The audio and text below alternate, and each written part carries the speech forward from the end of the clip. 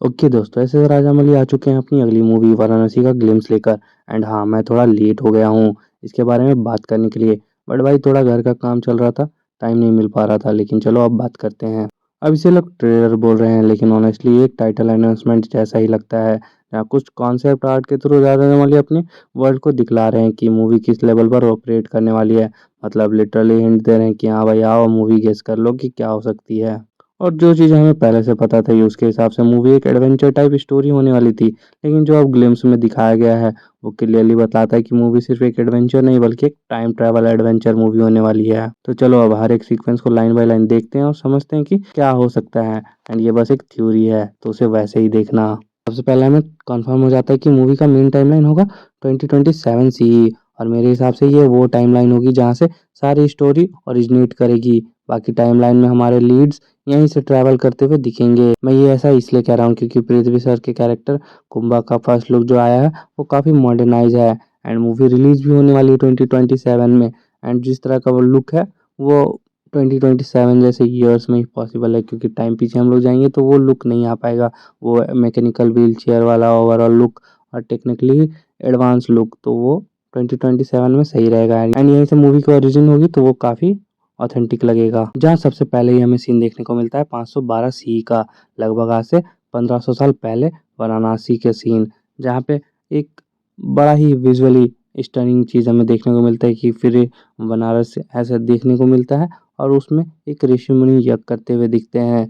उनके यज्ञ से एक एनर्जी निकलता है जो कि अगले ही सीक्वेंस में हमें एक एस्टेरॉइड के रूप में देखने को मिलता है 2027 में, जो अर्थ पर गिरता है। एंड इस एस्टेरॉइड का नाम दिया गया है संभवी।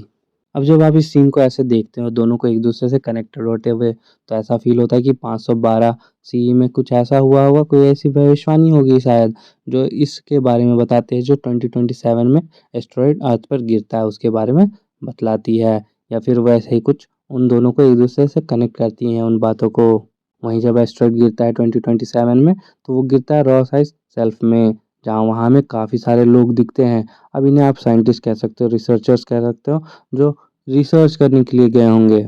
अब इस एस्टेरॉइड को मैं इस मूवी का पहला की पॉइंट कहना चाहूँगा दोस्तों, जहाँ आई बिलीव कि ये जब गिरेगा एंड जब इसके ऊपर रिसर्च होगी या फिर इसको सर्च किया जाएगा, तब इसके में क्या होगा कि किसी तरह से कुछ ये प्रॉब्लम क्रिएट करेगा, जिसमें वर्ल्ड ओवर पूरे डेंजर में पहुंच जाएगा। इसे ऐसे समझो कि हो सके इसमें से कोई ऐसी रेडिएशन निकले या फिर कोई प्रॉब्लम क्रिएट हो जो बाकी लोगों को बीमार करे, या कोई एक सिचुएशन खड़ा हो ग्लोबल लेवल पे। मैं कोविड का नाम तो नहीं लेना चाह रहा था, पर इसे आप ऐसे समझो कि हो सके कोविड जैसा कोई बीमारी आ जाए पूरे वर्ल्ड ओवर वर्ल्ड में, एंड उससे लोग मर रहे हों या परेशानी बढ़ती जा रही हो। एंड ऐसे में कुंभा का कैरेक्टर आए, जो एक काफ़ी वेल सेटल्ड पर्सन हो, एक बिजनेसमैन हो, एंड उसे लगता हो कि वो सबको ठीक कर सकता है। वो उसके लिए उसे चाहिए होगी संजीवनी बूटी। यही संजीवनी बूटी होगी हमारी मूवी का मेन सेकेंड पार्ट जो होगी, जिसके ऊपर पूरी स्टोरी रिवॉल्व करेगी। अब जो कुंभा का कैरेक्टर होगा वो महेश बाबू के कैरेक्टर रुद्रा को हायर करेंगे, ताकि वो ऑल ओवर वर्ल्ड में जाकर सर्च कर सके संजीवनी बूटी का, एंड वो लाकर उन्हें दे। किसी सॉर्ट ऑफ एडवेंचर टाइप के पर्सन होंगे जो यही काम करते हैं, एंड उनका वही काम के लिए हायर किया जाएगा। और फिर इनकी ये पूरी जर्नी इन्हें ले जाएगी 7200 BCE में, जहाँ पे हमारे राम जी का युग है। तो उस युग में जाया जाएगा, त्रेता युग में, संजीवनी की तलाश में। उस समय पे जब बजरंगबली श्री लक्ष्मण जी के लिए संजीवनी बूटी लेकर आते हैं, जहाँ में रुद्रा और कुंभ का कैरेक्टर साथ में काम करते हुए नजर आएगा, इस स्पेशली इस चीज के लिए। पर रुद्र को पता नहीं होगा कि कुंभ का अपना क्या प्लानिंग है। वो खुद को फिजिकली ठीक करना चाहते हैं एंड पावर्स चाहता है खुद के लिए। एंड ये चीज़ ऐसे एट द एंड वर्क करेगी कि रुद्रा को उसकी सच्चाई पता चल जाएगी, एंड वो फिर उसे रोकेगा। एंड रोकने के लिए उसे कैसे रोकना है, तो आपका नाम पे ही इसका जवाब है। उस कैरेक्टर का नाम ही है रुद्रा, और रुद्र नाम ही जाता है शिव जी के रूप के लिए। तो मैं इसे ऐसे देख रहा हूँ कि रुद्र को मिलेगा शिव जी का आशीर्वाद, जहाँ वो फिर एट द एंड युद्ध करेगा कुंभ से। इसे ऐसे देखो कि राम जी के युग में संजीवनी लेने कौन गया था, हनुमान भगवान गए थे। वो किनके रूप है, तो शिव जी के। वैसे ही रुद्रा नाम किनके लिए रहता है, तो शिव जी के लिए।